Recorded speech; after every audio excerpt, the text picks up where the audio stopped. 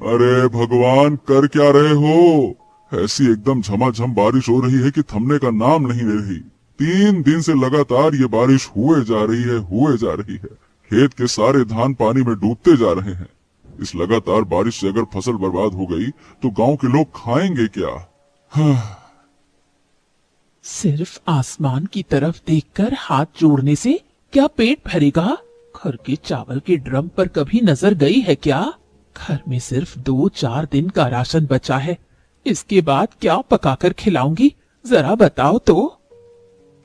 अरे भाग्यवान भाई, बादल छटते ही मैं खेत में जाऊंगा। और अगर चावल कम है तो थोड़ा संभाल के यूज करो, हाथ खींच कर चलो। अब इस बुरे वक्त में थोड़ा संभल कर और तालमेल बिठाकर नहीं चलोगे तो कैसे होगा? गांव के सभी लोगों के यही हाल है, मैं कोई अकेला थोड़ी हूँ। सिर्फ हमारी ही दुर्दशा नहीं है भाई, सबका यही हाल है।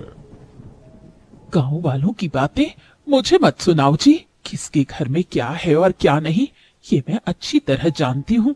पड़ोस के बिप्लब दा के घर में चावल दाल की बोरियां जमा है। उनकी पत्नी दीपा ने मुझसे खुद कहा है। और हमें देखो, हाथ खींचकर चलना पड़ रहा है। यहाँ घर की छत से पानी टपक रहा है और वहाँ हांडी खाली पड़ी है। अरे विप्लव छोटा मोटा व्यापार करता है, उसकी तुलना मुझसे क्यों कर रही हो? अरे हम किसान लोग हैं, किसान अब रखना पड़ता है भाई। मैं थोड़ी देर में सुचरिता दीदी के पास जा रही हूँ।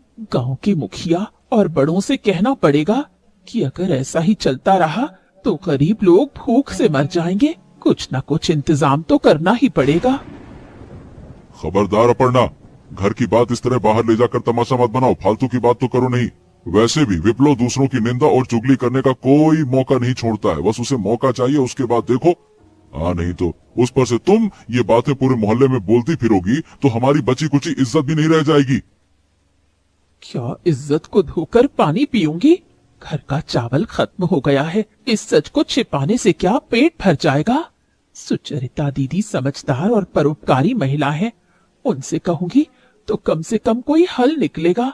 कोई ना कोई रास्ता वो जरूर बताएंगी। तुम घर में हाथ पर हाथ धरे बैठे रहो, मैं तो चली मोहल्ले की तरफ। अरे तुम्हारी ये आदत ना कभी नहीं जाएगी। कोई बात तुम्हारे पेट में पचती ही नहीं है। जाओ, जो ठीक लगे सो करो। जाओ जाओ यहाँ से, दिमाग खराब कर दिया। फिर से इस धुएं से भरे रसोई घर में आकर नहीं है। आज तुम्हारी थाली में क्या उबाल कर दूं, ये मुझे खुद नहीं पता। अरे रसोई में आ गया तो इस तरह से चिढ़ने की क्या जरूरत है भाई? बाहर जाकर देखो, खेत खलिहान सब पानी में डूब कर एक हो गए हैं। सावन की ऐसी झमाझम बारिश होगी तो खेत में कोई काम बचता है क्या? काम नहीं है तो घर में बैठकर बस मुफ्त का अनाज तोड़ोगे। पड़ोसी अनिमेश भाई को देखो, इतने शांत इंसान है, फिर भी कुछ न कुछ करने की कोशिश कर रहे हैं। और तुम सिर्फ ऊंची आवाज में बात कर सकते हो। काम के नाम पर बाबा जी का ठुल्लू। घर में खाना ना हो तो गुस्सा न दिखाऊं तो क्या आरती उतारूं तुम्हारी? अरे भाई, अनिमेश क्या कर रहा है और क्या नहीं, उससे मेरी तुलना मत करो। उसके पास जमीन है और मेरी मेहनत मजदूरी के अलावा और कोई चारा नहीं है। इस बारिश में अगर काम पर ना जाएं तो किसी के बाप की औकात नहीं कि घर में चावल ला कर दे दे। बात करती हो। घर में एक छटाक चावल नहीं है, कल से क्या खाएंगे ये चिंता क्या तुम्हें नहीं होती? ऐसी कार्टून स्टोरीज देखने के लिए हमारा चैनल सब्सक्राइब करना मत भूलना। में एक रत्ती भर भी भूल नहीं है, अक्षर अक्षर सच है। अरे विप्लव, वो तो एक चुगलखोर और साजिशी आदमी है, चालाक आदमी है। अरे उसकी बातें सुनकर तुम मुझ पर चढ़ी आ रही हो। अरे खुद के घर की खबर नहीं है और दूसरों को चला है ज्ञान देने। मैं आलसी नहीं हूँ मलीना, हौसला और ताकत दोनों है मुझ में। बस बारिश तो थोड़ा कम होने दो, फिर देखता हूँ कि मैं क्या कर सकता हूँ और क्या नहीं। बारिश कम होगी तो क्या करोगे, जरा सुनो। तब तक तो भूख के मारे पेट में चूहे कूदने लगेंगे। काम करने वाला इंसान होता तो घर बैठा न रहता। इस बारिश में भी कोई ना कोई उपाय जरूर निकाल लेता। अरे बहुत हुआ मलीना, पटर पटर पटर पटर। अब मुंह से एक शब्द भी मत निकालना। जा रहा हूँ मैं, अब घर कब लौटूंगा इसका कोई ठिकाना नहीं है। नहीं तो दिमाग खराब कर दिया। अजी सुनती हो दीपा? अरे भाई मोहल्ले की कुछ खबर रखती हो या पूरा दिन रात घर के कोने में बिता दोगी? वो जो साधु बना फिरता है ना अनिमेष, अरे पीठ पीछे बहुत बड़ा चालबाज निकला। अरे बाहर सबको बोलता फिरता है कि उसके घर में कुछ हो नहीं है, लेकिन अंदर ही अंदर उसका घर दाल चावल से भरा पड़ा है। इस लगातार बारिश में सबका बुरा हाल है। उनके घर की हालत भी अच्छी नहीं है। अपर्णा दीदी उस दिन कह रही थी कि उनके घर में कोई चावल दाल नहीं है। जो कुछ भी है 2 दिन से ज्यादा नहीं चलेगा। तुम बस बिना वजह लोगों के पीछे पड़े रहते हो, अपने काम से काम क्यों नहीं रखते? अरे रखो तुम्हारी अपर्णा की बात। अरे वो तो पूरी की पूरी बड़बोली है, अपने पति के करतूतों को छिपाने के लिए ये सब दुख का नाटक कर रही है। मुझे खबर मिली है कि अनिमेष चुपके से रात के अंधेरे में घर में खाना जमा कर रहा है। वो चाहता है कि इस गांव में भूखमरी और अशांति फैले, लोग भूख से मरे और वो तब ऊंचे दामों पर ये सब बेचे। अरे बड़ा पाखंडी है वो, है नहीं तो। देखो, गांव के लोग वैसे ही मुसीबत में परेशान हैं। तुम ये बात किसी और के सामने मत फैलाना जी। सच छूट जाने बिना किसी भलाई चाहता हूँ, इसीलिए तो सारी खबर रखता हूँ। अनिमेष की ये चाल मैंने पकड़ ली है। कल सुबह ही इसे लेकर मोहल्ले में हंगामा करना पड़ेगा। गांव के लोगों को उसका असली चेहरा नहीं दिखाया तो मेरा खाना हजम नहीं होगा। बिना बात के क्यों एक बखेड़ा खड़ा कर रहे हो? अनिमेष ने अगर कुछ जमा भी किया है तो वो अपने घर के लिए किया है। उसने किसी का हक तो नहीं छीना। तुम इस बारिश की रात में ये सब फालतू बातें छोड़ो और जरा शांत होकर बैठो। अरे तुम तो उसका पक्ष लोगी ही। मैं कल ही तपन और बाकी लोगों को भड़काऊंगा।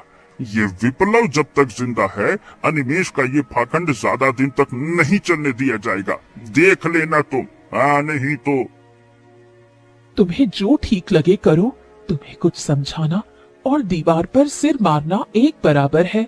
बस याद रखना, झूठी अफवाह फैलाकर किसी का बुरा करने जाओगे तो उसकी आंच खुद पर भी आएगी। अनिमेष, सुबह सुबह इस बारिश में तालाब में डुबकी लगा रहे हो, तबीयत खराब हो जाएगी। अरे हाँ भाई, कल से मोहल्ले में एक काना फूसी सुन रही हूँ। ऐसी कार्टून स्टोरीज देखने के लिए हमारा चैनल सब्सक्राइब करना मत भूलना। यही बात बोलता फिर रहा है। सच क्या है रे भाई? अरे भाभी, आपने भी आखिर इस बात पर भरोसा कर लिया। अरे मेरे टूटे हुए घर का चावल का ड्रम खाली है। कल रात को भी आधा पेट खाकर सोया हूँ। पेट में अगर चावल नहीं जा रहा तो घर में कहाँ से होगा? समझ नहीं आता कि विप्लव दा क्यों मेरे पीछे पड़े हैं। सही बताऊं, ये तो ऊपर वाला ही जाने। लोगों के मन में इतनी नफरत क्यों है भाभी, क्यों?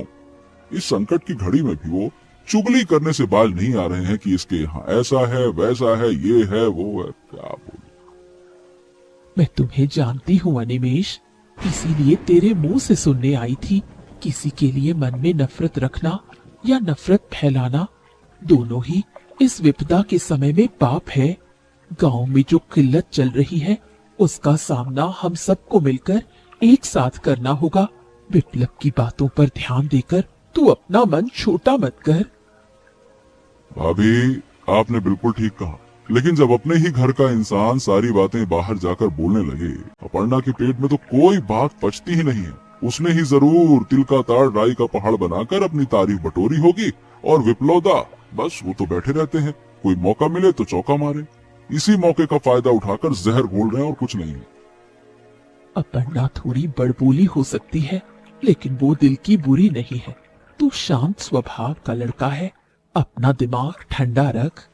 गांव की इस मुसीबत में अगर हम एक दूसरे पर कीचड़ उछालेंगे तो इस भारी किल्लत के दिनों में सब टूट जाएंगे। हमें अब एक होकर लड़ना होगा। हाँ, आपकी बातें सुनकर थोड़ा दिल को सुकून मिलता है भाभी। इस गांव में सिर्फ आप ही हैं जो अपनी भलाई और समझदारी के दम पर सबको एक साथ रख सकती हैं। लेकिन भाभी, चारों तरफ का ये माहौल ना मुझे बहुत परेशान कर रहा है। चिंता मत कर, जैसे बादल आए हैं वैसे ही छठ भी जाएंगे। तू नहाकर घर जा और मलीना तपन को भी थोड़ा समझा देना। उनके घर में भी बहुत झगड़ा चल रहा है। हम अगर एक दूसरे के काम नहीं आएंगे तो इस गांव के खेतों की फसल कभी सोना नहीं बनेगी। हाँ भाभी, आपने बात बिल्कुल सही कही है। मैं अब इन सब बातों को लेकर दिल छोटा नहीं फिसल जाए। लाइए दीजिए। अरे भाई तपन, जरा ये तो बताओ कि दोनों आके घर पर छोड़कर आए हो या बारिश के पानी में अंधे हो गए हो, हैं? अरे ये देखो, तुमने अपने खेत की मेड़ काट कर मेरे खेत की तरफ कितनी खिसका दी है, हैं? बारिश के पानी के तेज बहाव से मेरी तरफ की मिट्टी धंस रही है और तुम्हारी फसल बड़े मजे से मेरे खेत में लहलहा रही है। क्या है ये? ओ विप्लव दा, जरा जबान संभाल के बात करो। इस बारिश में मैं अपना खेत देखने आया हूँ, तुम्हारी मेड़ काटने नहीं। हाँ, नहीं तो खेत की सीमा जैसी थी वैसी ही है। कुदरत के नियम से अगर मिट्टी धंस रही है तो इसमें मैं क्या करूँ? क्या मैं हवा पकड़ लूँ, तूफान पकड़ लूँ, बारिश पकड़ लूँ, क्या पकड़ लूँ? ओहो, क्या पकड़ लूं? बाप अरे बाप! अरे जिद तो देखो एकदम कम नहीं है इसकी। चोर की दाढ़ी में तिनका, ऊपर से सुईना जोरी। अरे मेड़ जो तुमने जानबूझकर काटी है वो इस गीली मिट्टी को देखकर ही साफ पता चल रहा है। तुम्हारी इस मेड़ की चालाकी की वजह से ही मेरी फसल बर्बाद हो रही है। इसका हर्जाना तो तुम्हें देना ही होगा। मैं इसे ऐसे ही नहीं छोड़ने वाला। नहीं तो मैं ऐसा इंसान नहीं हूँ जो अपना नुकसान करवा लूं। अच्छा, तो तुम भला क्या हर्जाना लोगे? जिंदगी भर तो सिर्फ मोहल्ले मोहल्ले मेड़ बिल्कुल सीधी है। अगर तुम्हें इतना ही शक है तो जाओ पटवारी को बुलाकर लाओ, नप्ती करवा लो, तहसीलदार को बुलवा लो, कलेक्टर बुलवा लो। नहीं तो उससे पहले मेरी सीमा पर खड़े होकर चिल्लाना मत। ओ तो आएगा, पटवारी भी आएगा, पंचायत भी होगी। अरे तुमने क्या सोच रखा है? इस मुसीबत के दिनों में ताकत दिखाकर गरीब की जमीन हड़प लोगे? अरे तुम्हारे घर की खबर है मुझे बड़ी अच्छे से। अरे घर में खाने को भात नहीं और यहाँ आकर दूसरों का खेत चुराने की तरकीबें अपना रहे हो। बारिश का सहारा लेके कहते हो कि मेड़ खिसक गई। अरे बारिश है कि कोई, क्या कहूँ तुमको, चालबाज, चालाक, धोखेबाज कहीं के। मेरे घर की खबर लेने वाले तुम कौन होते हो? घर में भात हो कि पानी हो कि ना हो, किसी के बाप में इतना दम नहीं है जो मुझ पर हाथ उठा सके। नहीं तो तुम खुद एक साजिशी इंसान हो, चालबाज, धोखेबाज, चुगलखोर, और अब मुझ पर जमीन हड़पने का बहाना बनाकर झगड़ा मोल लेने आए हो। मैं साफ साफ कह रहा हूँ तपन, अगर ये मेड़ आज शाम तक ठीक नहीं हुई तो मैं तुम्हें अपने खेत में कदम नहीं रखने दूंगा, बता रहा हूँ मैं। हाँ, तो मैं भी साफ साफ कह देता हूँ विप्लवदा, इस बारिश में मैं 1 इंच मेड़ को हाथ नहीं लगाऊंगा। तुम्हें जो करना है कर लो, जिद मेरी भी कम नहीं। ऐसी कार्टून स्टोरीज देखने के लिए हमारा चैनल सब्सक्राइब करना मत भूलना। दम लूंगा मैं, नहीं तो। दुनिया भले बदल जाए पर सुचरिता दीदी बदलने वाली इंसान नहीं है। उस दिन जब मेरी रसोई में खाना नहीं था तो उन्होंने अपने घर का चावल भिजवाया था। वो तो दूसरों को सहारा देती है, खुद कभी लालच नहीं करती। कहीं तुम विप्लव दा जैसे चुगलखोर लोगों की बातें सुनकर उनके नाम पर कलंक तो नहीं लगा रही हो? विप्लव दा की बात छोड़ो, वो तो खुद एक मौका परस्त इंसान है। मैं अपनी समझ से कह रही हूँ, सुचरिता दीदी असल में बहुत चालाक है। बाहर साधु का ढोंग करती है ताकि गांव के लोग उन्हें सिर पर बैठा कर रखें। अगर तुम्हें यकीन नहीं है तो एक दिन उनके घर जाकर खुद देखाओ कि चावल की बोरियां छुपा कर रखी है या नहीं। तुम्हारी ये बातें मेरे गले नहीं उतर रही हैं। सुचरिता दीदी जैसी परोपकारी इंसान को लेकर इस तरह मोहल्ले में कीचड़ उछालना पाप होगा। तंगी के दिनों में लोग क्या क्या नहीं बोलते, लेकिन दीदी का दिल।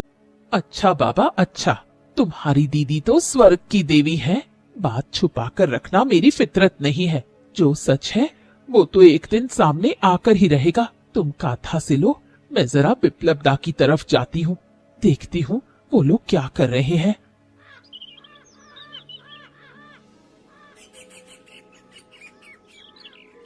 सुचरिता दीदी, मुझे तुमसे थोड़ा काम था दीदी। घर के हालात बहुत खराब हैं। अपनी जिद के कारण तुम्हारे भाई कल काम पर नहीं गए। कल से क्या पकाऊंगी, इस चिंता में मुझे चारों तरफ अंधेरा दिखाई दे रहा है। अरे ऐसा है क्या मलीना, तपन तो जिद्दी लड़का है, पर तू तो समझदार है। घर में खाना नहीं था तो ये बात मुझे पहले बताएगी ना।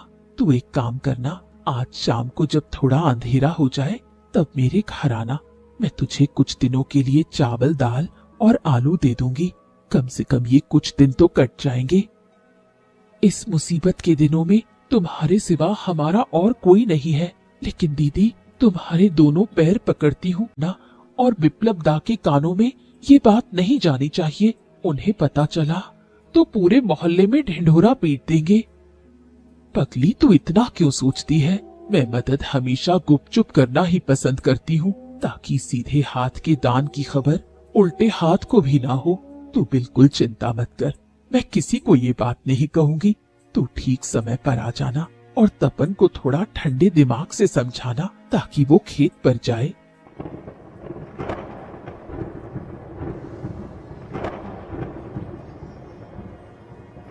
अजी, सुनती हो अपर्णा? आज सुबह मैं खेत पर गया था जरा फसल का पानी देखने। गांव के खेतों में बाढ़ के बहाव के कारण नदी से बड़ी बड़ी रोहू और कतला मछलियां आ गई हैं। एक एक मछली तो किसी बड़े मेढक की तरह मेड़ पर कूद रही है। कल सुबह सुबह मैं मछलियां पकड़ने जाऊंगा। अरे सच में? गांव के खेतों में इतनी बड़ी मछलियां आई हैं?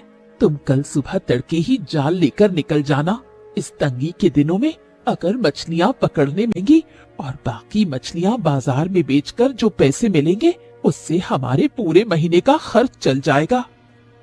हाँ, मैं भी यही सोच रहा हूँ। लगातार बारिश से फसल का जो नुकसान हुआ है, अगर ये मछलियां पकड़ ली ना तो वो कमी कुछ हद तक पूरी हो जाएगी। लेकिन हाँ, खबरदार अपर्णा, इस मछली की खबर आज ही पूरे मोहल्ले में मत फैला देना, ठीक है? पचा लेना जरा थोड़ा बहुत। सबको पता चल गया तो खेतों में जाल की कतार लग जाएगी। फिर हमारे नसीब में एक भी मछली नहीं आएगा, ढेला आएगा खेत का। तुम मुझे हमेशा ऐसा क्यों समझते हो भला? घर की भलाई के लिए क्या इतनी सी बात भी मैं अपने पेट में नहीं पचा सकती? तुम हाथ मुंह धो लो, मैं बर्तन मांज जाती हूँ। कल सुबह के लिए तुम्हारा जाल मैं आज रात को ही बरामदे में सहेज कर रख दूंगी। तुम बस मन लगाकर मछलियां पकड़ लाना।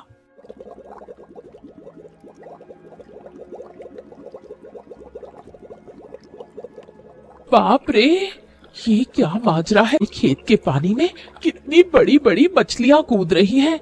ऐसी मछलियां तो गांव के खेत में कभी नहीं आई। आंखें तरस गई थी ऐसा देखने को। जल्दी से जाल लेकर आओ। कहाँ भाभी? किस तरफ मछली आई है जरा बताओ तो। उस निचले खेत में क्या? मलीना मुझसे कह रही थी कि खेत में मछली आई है, पर मुझे तो यकीन ही नहीं हो रहा था। तुम्हारी आवाज सुनते ही मैं घर से जाल कंधे पे उठाकर एकदम एक सांस में भागा चला है। बताओ ना भाभी, कहाँ है? कौन से खेत में? वो जो देख रहे हो ना, जल कुंभी के पास पानी में हलचल हो रही है। वहीं पर बड़ी बड़ी मछलियां छिपी बैठी हैं। अनिमेष भी थोड़ी देर में जाल लेकर आने ही वाला है। तुम अब और देर मत करो तपन, जल्दी से जाल फेंको, नहीं तो मछलियां फिर से नदी की तरफ निकल सकती हैं।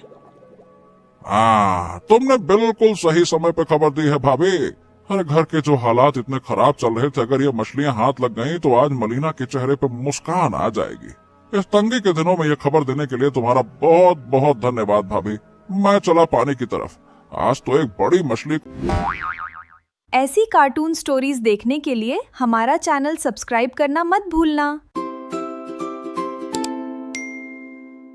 और अपनी आंखों से आकर देखाओ, निचले खेत के जिस कोने में पानी जमा है वो लेकिन हमारे खेत की सीमा है। उस जल कुंभी की ओट में जो इतनी बड़ी रोहू मछली छटपटा रही है, वो सबसे पहले हमारे ही खेत में आई है। इसलिए उस मछली पर किसी और का कोई हक नहीं है, वो सिर्फ हमारी मछली है। तुम ऐसी नासमझी जैसी बातें क्यों कर रही हो मलीना?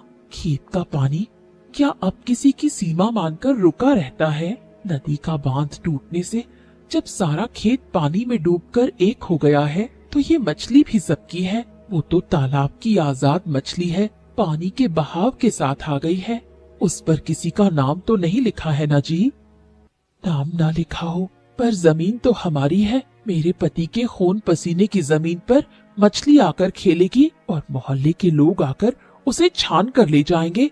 ऐसा तो नहीं होने दिया जा सकता। तंगी के दिनों में ऊपर वाले ने जब हमारी ही जमीन पर लक्ष्मी भेजी है तो इसका हिस्सा मैं किसी को नहीं उमड़ रहा है। इस बाढ़ में गांव के सभी लोगों का एक ही हाल है। अनिमेश दा और तपन दा दोनों ही कल से खेत में जाल डालने की तैयारी कर रहे हैं। अब तुम अगर मछली को लेकर ऐसा दावा करोगी तो खेत में बिना बात के एक बड़ा झगड़ा खड़ा हो जाएगा। झगड़ा मैं नहीं बढ़ा रही हूँ दीपा दीदी, झगड़ा तो तुम्हारे पति विप्लव दा बढ़ा रहे हैं। वो तो हर वक्त हमारे पीछे पड़े रहते हैं। खेत की मेड़ को लेकर तपन से झगड़ा किया, अब फिर खेत की मछली पर सबकी नजर टिकी है। मैं साफ साफ कह देती हूँ, इस मछली को हमारे ही खेत से तपन पकड़ेगा। मेरे पति के स्वभाव के बारे में मुझसे बेहतर कोई भी नहीं जानता मलीना। उनकी चुगली की आदत की वजह से मैं खुद शर्मिंदा हूँ, लेकिन तुम भी अगर उन्हीं की तरह नफरत और लालच करोगी तो उनमें और तुम में क्या फर्क रह जाएगा। सुचरिता दीदी तो तुम्हें कितना मानती हैं, उनकी सीख को तो कम से कम याद। पेट की भूख बड़ी जालिम होती है। इन बड़ी मछलियों को बाजार में बेच पाते तो हमारे कुछ दिनों के चावल दाल का इंतजाम हो जाता। सब मिलकर बांटकर पकड़ेंगे तो देखना सबके घर में 2-2 मछलियां आ जाएंगी। अपने मन में जिद पाल कर रखने से सिर्फ अशांति ही बढ़ती है, पेट नहीं भरता। वो तो तुम ठीक ही कह रही हो, लेकिन लाचारी की वजह से ये बातें मुंह से निकल गईं।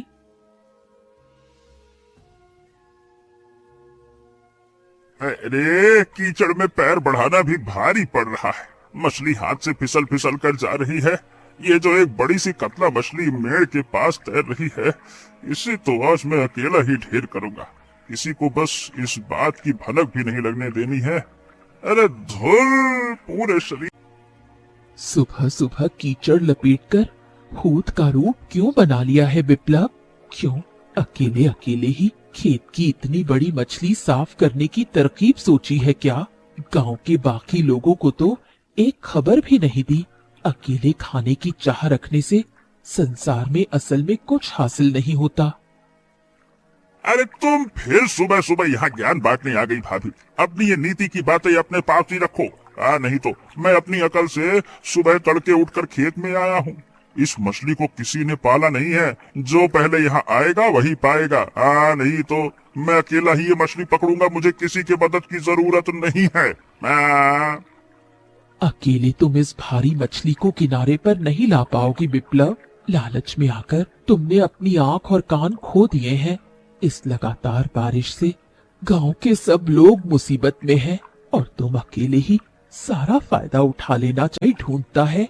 कुदरत उसे कभी खुलकर नहीं देती। अरे तुम तो पूरे मोहल्ले में साधु बनी फिरती हो, इसीलिए तुम्हारे मुंह से ये बातें शोभा देती हैं। मैं छोटा मोटा व्यापार करता हूँ, मुनाफा और नुकसान मैं अच्छी तरह से समझता हूँ। अनिमेश और तपन के आने से पहले ही मैं मछली लेकर घर लौट जाऊंगा। तुम मेहरबानी करके यहाँ खड़ी होकर मेरी मछली में नजर मत लगाओ, अपना रास्ता नापो। नजर मैं नहीं लगा रही हूँ विप्लव, नजर तो तुम्हारे अपने मन के बुरे विचारों को लग चुकी है। तुमने जिंदगी भर लोगों की निंदा और चुगली करके वक्त गंवाया। आज मुसीबत के दिन भी तुम्हारे मन में एकता नहीं आई। देख लेना, ये जिद और अकेले खाने की सोच तुम्हें एक दिन बिल्कुल अकेला कर देगी। अरे मुझे अकेला करने का डर मत दिखाओ तुम। पैसा और दौलत हो तो दुनिया में किसी चीज की कमी नहीं होती। मैं इस कीचड़ को पार करके ही मछली निकालूंगा। देखता हूँ मेरा हिस्सा कौन छीनता है। तुम लोग सिर्फ बड़ी बड़ी बातें कर सकते हो, काम के वक्त एक रत्ती भर का भी दम नहीं है। अब मुझे मेरा काम करने दो। हाँ होता है, ये मैं भी देखूंगी, लेकिन याद रखना विप्लव, गांव की खेत की दौलत गांव के सभी लोगों की है। तुम चाहे जितनी भी कोशिश क्यों ना कर लो, अकेले अकेले सब कुछ हजम करने की ताकत तुम्हारे इस कपटी मन में कभी नहीं होगी। अरे विप्लव दा, अरे तुम अकेले अकेले कीचड़ में सने इस बड़ी मछली के साथ क्यों माथापच्ची कर रहे हो? ओ तपा, जल्दी आओ, ये देखो कितनी बड़ी मछली है। अरे तुम जाल का वो हिस्सा दबा कर रखो, मैं इस तरफ से जाल फेंकता हूँ। अरे दोनों को मिलकर एक झटके में मछलियों को मेड़ पर खींचना होगा। चलो पकड़ो पकड़ो। हाँ ये लो, मैं जाल लेकर बिल्कुल तैयार हूँ। अरे विप्लव दा, तुम जरा हटकर खड़े हो जाओ, नहीं तो मछली फिर से जाल के छेद से निकलकर तालाब में भाग जाएगी। 1 2 3। अरे इतनी बड़ी बड़ी 3 रोहू और कतला मछलियां एक साथ हाथ लगी हैं। इन मछलियों की हम सब एक एक मछली अपने घर लेकर जाएंगे। अरे विप्लव दा तो अकेले ही सारी मछलियां हथियाना चाहते थे, हमें खबर तक नहीं दी। फिर भी तुम उन्हें बराबर हिस्सा क्यों दे रहे हो? हैं?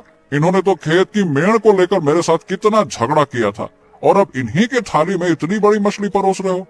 मेरा दिल ये मानने को तैयार नहीं है भैया, ना ना। अरे ऐसी बात मत कहो तपन, विप्लव दा उम्र में हमसे बड़े हैं और इस आफत में उनके घर में भी तो तंगी है। हम भी अगर आज उनके साथ वैसा ही बर्ताव करेंगे तो हम में और उनमें क्या फर्क रह जाएगा? मुसीबत के इस दौर में सब मिल बांट कर खाएंगे, तभी तो मन को सुकून मिलेगा ना। मुझे और शर्मिंदा मत करो अनिमेष। मैं अब तक सिर्फ अपना स्वार्थ और अपनी भलाई ही समझता था। तुम्हारे नाम पर कितनी चुगलियां की, तपन के साथ झगड़ा किया, लेकिन आज तुम लोगों ने जिस तरह से मुझे गले से लगा लिया, उसने मेरी आंखें खोल दी। विप्लव दा, तुम अपनी गलती समझ गए। यही हमारे लिए दूसरे के दुश्मन बन जाएंगे तो जिएंगे कैसे? जो भी गुस्सा और गिला शिकवा था वो इस खेत के पानी में बह जाए। हाँ भाई, आज के बाद मैं कभी किसी की निंदा या कोई साजिश नहीं करूंगा। ये बड़ी मछली सिर्फ मेरी अकेली की नहीं है, ये हमारे पूरे गांव की एकता की मिसाल है। अब से हम इस गांव के खेत में सब मिलजुल कर एक साथ रहेंगे। सुख दुख में कोई किसी का साथ नहीं छोड़ेगा।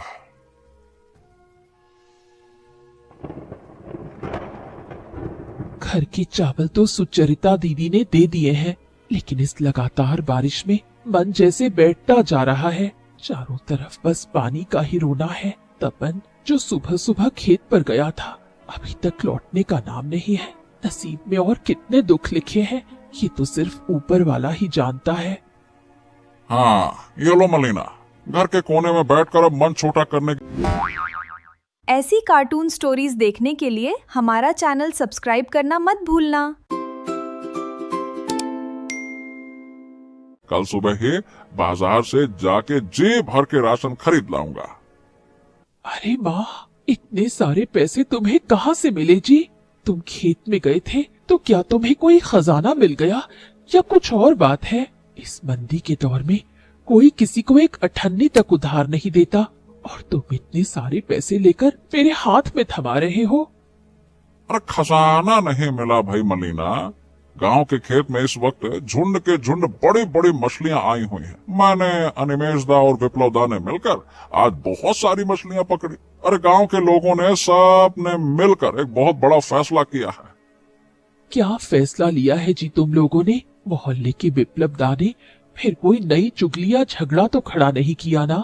उनका नाम सुनते ही मेरा दिल जैसे धक धक करने लगता है। सच सच बताओ तो खेत में हुआ क्या? अरे नहीं नहीं नहीं, विप्लव दा पूरी तरह से बदल चुके हैं। उन्होंने ही सबसे आगे खड़े होकर कहा कि ये मछली हम हाट में बेचेंगे, फिर बिक्री के सारे पैसे गांव के हर एक परिवार के बीच बराबर बराबर बांट दिए जाएंगे। ये पैसा उसी मछली की बिक्री के पहले हिस्से का है मलीना।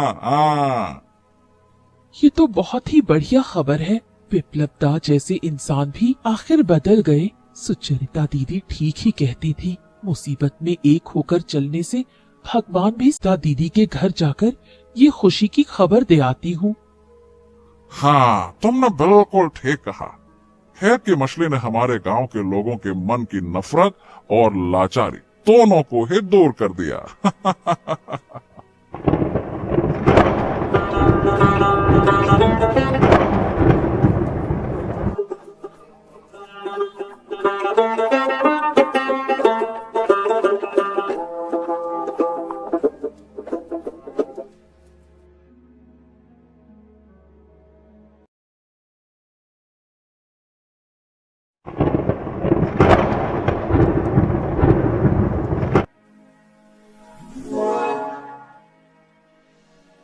अरे भगवान, कर क्या रहे हो? ऐसी एकदम झमाझम बारिश हो रही है कि थमने का नाम नहीं ले रही। 3 दिन से लगातार ये बारिश हुए जा रही है। लगातार बारिश से अगर फसल बर्बाद हो गई तो गांव के लोग खाएंगे क्या? सिर्फ आसमान की तरफ देखकर हाथ जोड़ने से क्या पेट भरेगा? घर के चावल के ड्रम पर कभी नजर गई है क्या? घर में सिर्फ 2-4 दिन का राशन बचा है। इसके बाद क्या पकाकर खिलाऊंगी, जरा बताओ तो। अरे भाग्यवान भाई, बादल छटते ही मैं खेत में जाऊंगा। और अगर चावल कम है तो थोड़ा संभाल के यूज करो, हाथ खींच कर चलो। अब इस बुरे वक्त में थोड़ा संभल कर और तालमेल बिठा कर नहीं चलोगे तो कैसे होगा। गांव के सभी लोगों के यही हाल है, मैं कोई अकेला थोड़ी हूँ। सिर्फ हमारी ही ये दुर्दशा नहीं है भाई, सबका यही हाल है। गांव वालों की बातें मुझे मत सुनाओ जी। किसके घर में क्या है और क्या नहीं, ये मैं अच्छी तरह जानती हूँ।